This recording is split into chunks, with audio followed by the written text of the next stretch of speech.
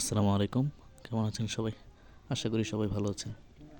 যে সম্প্রতি নিউজ 24 নিয়ে যে একটা নিউজ হয়েছে যে সার্বিয়া নর্থ মেসিডোনিয়া বাংলাদেশিদের জন্য ভিসা বন্ধ করে দিচ্ছে, এরকম টাইপের একটা সিদ্ধান্ত নিতে যাচ্ছে। সো এই বিষয় নিয়ে নিউজ 24 যে একটা নিউজ করেছে, তো এটা শোনার পর, এটা দেখার পরে আমরা অনেকেই হতাশায় ভুগতেছি যে অবশেষে কি ইউরোপে যাওয়ার আমাদের যে ইয়েটি ছিল, রাস্তাটি ছিল, একটু বন্ধ হতে যাচ্ছে, এরকম টাইপের অনেকে অনেকে হতাশার মধ্যে থেকে আমাকে অনেক সাইড থেকে নক করেছেন। তাই ভাবলাম আপনাদের সাথে একটা খোলামেলা ভিডিও শেয়ার করে আর কি। সো মাই ভিউয়ার্স, সার্বিয়া নিয়ে যারা হতাশায় ভুগতেছেন বা এই আপডেট নিয়ে খোলামেলা বিষয় জানতে চাচ্ছেন, তাদের জন্য ভিডিওটা আর বাকি রিসিভ করে যাবেন। সো মেম্বার্স, ভিডিও শেয়ার করে দেবেন। আর হ্যাঁ, আপনি যখন চ্যানেল নতুন হয়ে থাকেন তাহলে এরকম নতুন নতুন ইম্পর্টেন্ট ভিডিও পেতে চ্যানেল সাবস্ক্রাইব করে রাখবেন। সো গাইস, আমরা বর্তমান সময়ে আমরা সার্ভেতে যাচ্ছি, যাব বা ইন প্রসেসিংয়ের মধ্যে আসি, বা অনেকেই অলরেডি সার্ভেতে চলে আসছে, আসার পরে ইতালিতে গেম দিয়ে ইউরোপে বিভিন্ন দেশে ছিটা বিটা গেছি, এরকম টাইপের হয়ে গেছে। তো সার্বিয়াতে শুধু আমরা আজকে নতুন আসতেছি না, আজকে থেকে 1 বছর 1.5 বছর আগে থেকে আমরা সার্বিয়াতে আসতেছি। তো প্রথম দিকে অনেক ফেকভাবে বা ভুয়া পারমিট, ফেক অ্যাপ্রুভাল, অনলাইন এসব দিয়েও প্রায় অনেকে ঢুকিয়া পড়ছিল, অনেক হয়ে গেছিলো প্রথম দিকে। তো যখন এই বিষয়গুলো জানতে পারে, বুঝতে পারে সার্বিয়ার মিনিস্ট্রিগুলো, তখন তারা এগুলো আস্তে আস্তে আপডেট করার পর থেকে প্রত্যেক দিন, যখন মুহূর্ত আস্তে আস্তে যায়, প্রত্যেকটা নতুন নতুন সিচুয়েশনের সাথে সাথে, নতুন নতুন প্রতারণা স্ক্যামিংয়ের সাথে সাথে, তখন তারা এই বিষয়গুলো আপডেট করে ফেলে। তো সেই সুবাদে তারাও কিন্তু এই বর্তমান সময়ে এসে তারা এরকম টাইপের আপডেট দিয়েছে যে বর্তমানে বাংলাদেশিরা যেত স্ক্যামিং করতেছে, যত ধরনের প্রতারণা করতেছে, সাধারণত এজেন্সিরা বর্তমান সময়ে ক্লায়েন্টদের সাথে আর কি, যে ভুয়া পারমিট, ভুয়া অনলাইন অ্যাপ্রুভাল দেখায়, তারপর হলো ভুয়া ওয়েবসাইট বানিয়ে, হ্যাঁ, ইমেল দেয়, পাসওয়ার্ড দেয়, দেওয়ার পরে এগুলো সবাইকে দেখার পরে টাকা আত্মসাৎ করে দেয়। এই বিষয়গুলো তারা জানতে পারার পরে নোটিশ দিয়েছে যে তারা তাদের এই সিস্টেমগুলো আরও আপডেট করবে, যাতে করে এই সব বিষয়ে নিয়ে কেউ প্রতারণা না করতে পারে, এরকম টাইপের আপডেট দিয়েছে। আর সেই আপডেটটাকে বাংলাদেশি নিউজকর্মী নিউজ 24 এটাকে মডিফাই করে এরকম টাইপের একটা নিউজ বানিয়েছে যে বাংলাদেশিদের জন্য সার্বিয়া নর্থ মেসিডোনিয়া ভিসা বন্ধ করার মতো সিদ্ধান্ত নিতে যাচ্ছে। তো এই নিউজ 24 এর লাভ কি এমন নিউজ করে, বা এই নিউজ 24 কেনই বা এই ধরনের নিউজ করলো, এই বিষয়টা খোলামেলা আজকে ভিডিওতে আলোচনা করব।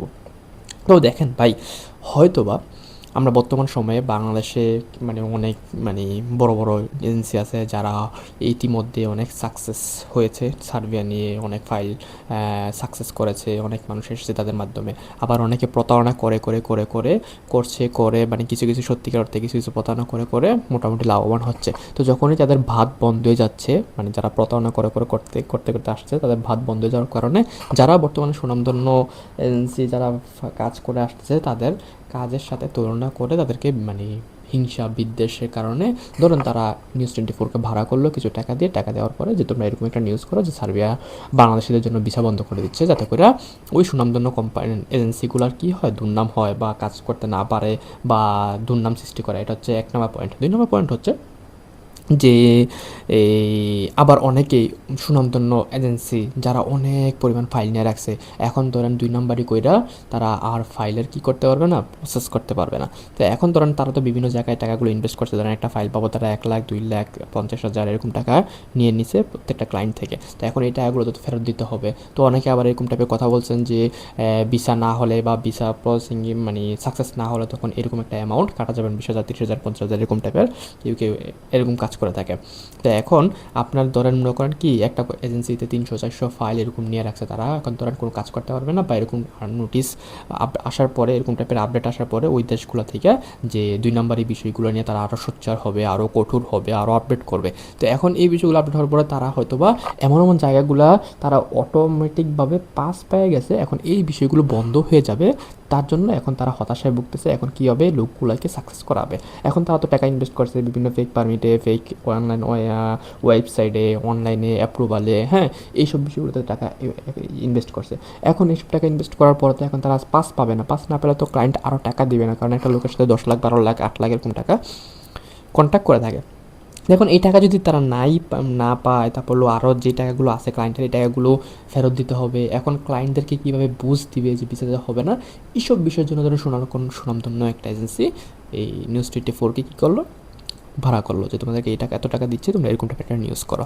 এখন নিউজ করার পরে পাবলিক, তোমরা সাধারণ পাবলিক, আমরা যেটা নিউজ কোম্পানি থেকে আমরা নিউজ দেখছি তার এটা সত্য। তো আমরা দেখা শুরু করলাম, ও মাই গড, এরকম টাইপের একটা নিউজ আসলো, নিউজ 24 এরকম নিউজ করলো যে বাংলাদেশের জন্য ভিসা বন্ধ, নর্থ মেসিডোনিয়া সার্বিয়া। তো তো এখন যে এরকম টাইপের নিউজ করলো, তো আমরা অনেকে তো হতাশা ভুগতেছি, বুঝতেছি। এখন মনে করেন এটা উসিলা দিল যে দেখছো নিউজ 24 তো এজেন্সিগুলো নিউজ 24 তো নিউজ করছে, দেখো নাই যে বাংলাদেশের জন্য ভিসা বন্ধ। তো এখন তোমরা বলো আমরা কীভাবে প্রসেস করে, তো যাই হোক তোমাদেরকে অন্য একটা দেশে ট্রান্সফার করতেছি, অন্য দেশে ফাইল ট্রান্সফার করতেছি। আর না হয় ভাই তোমাদের সাথে 50,000 টাকা দিছো, 20,000 টাকা কন্ট্যাক্ট ছিল, 20,000 টাকা ভিসা না হলে হবে না, 20,000 টাকা রাখবো আর বাকি 30,000 টাকা নিয়ে যাও, বা 1,00,000 টাকার মতো 50,000 টাকা নাই, 50,000 টাকা নিয়ে যাও, এরকম টাইপের কথাবার্তা বললো। তো এখন বলার পরে কোনো রকম একটা বুঝ দিয়ে ফাইসালা বা মানে সলিউশন করলো আর কি এক কথা। এখন সলিউশন করার মধ্যে একটা ওয়ে তৈরি করার জন্য একটা উসিলা তৈরি করতে হবে। এখন উসিলাটা কীভাবে তৈরি করবো, একটা এজেন্সি নিউজ কোম্পানিকে টাকা দিয়ে ভাড়া করে ধরেন একটা নিউজ করাই দিল, নিউজ করাই দেওয়ার পরে পাবলিককে বুঝতে দিল। এখন ধরেন এই নিউজটা তো কই যমুনা টিভিতে হয় নাই, এই নিউজটা তো কই সময় টিভিতে হয় নাই, তো ওদেরকে ভাড়া করতে হলে আরও অনেক পরিমাণ টাকা গুনতে হবে, তার জন্য ওদেরকে ভাড়া করতে পারে নাই, বা ওরা এরকম ফেক টাইপের নিউজ তারা প্রচার করবে না, তার জন্য তাদের হয় নাই। আরেকটা বিষয় হচ্ছে কি, আপনাদেরকে একটা বিষয় বলি, ধরেন নিউজ 24-এর ধরেন মালিকানা যারা আছে বা এদের সাথে সম্পৃক্ত যারা, তাদেরই হয়তো বা কেউ একজন এরকম মানে ইয়ার সাথে এই স্ক্যামিংয়ের সাথে জড়িত বা এরকম এজেন্সির সাথে জড়িত। হ্যাঁ, এখন ধরা খেয়ে যাবে বা এরকম টাইপের মনে করেন কি এত পরিমাণ টাকা বা এত পরিমাণ ক্লায়েন্টদেরকে মনে করেন কি কোনোভাবে বুঝ দিতে পারবে না। ধরেন নিজের একটা প্ল্যাটফর্ম আছে নিউজ 24, তো ওকে নিজের প্ল্যাটফর্ম দিয়ে একটা নিউজ করিয়ে পাবলিককে বুঝতে দিই, এরকমটা হতে পারে। তো ওভারঅল সব কিছু মিলে আপনাদেরকে আমি এটাই বোঝাচ্ছি যে বর্তমান সময়ে নর্থ ম্যাসেডোনিয়া বা সার্বিয়া কেউ কোথাও এরকম টাইপের কোথাও কোনো আপডেট দেয় নাই যে বাংলাদেশিদের জন্য ভিসা বন্ধ করার মতো আমরা সিদ্ধান্ত নিচ্ছি, এরকম টাইপের কোথাও কোনো নিউজ দেয় নাই। সো আপনারা আপনাদের যে আশা আকাঙ্ক্ষা এগুলো আপনারা রাখতে পারেন, হতাশ হবেন না। যার যার আশা নিয়ে এবং যে যেখানে ফাইল প্রসেসিং করতেছেন, যদি অরিজিনাল ওয়েতে সত্যিকার অর্থে যদি যে যাদের মাধ্যমে প্রসেস করছে তারা আগে মানে কাজ করিয়েছেন এবং কি বর্তমানে কাজ করতেছেন, তাদের উপর আশ্বাস রাখেন, ইনশাল্লাহ ভালো কিছু হবে আর কি। শুধু ওই নিউজ কর্মীদের এই নিউজের এরকম টাইপের নিউজ দেখে হতাশ হবেন না আর কি।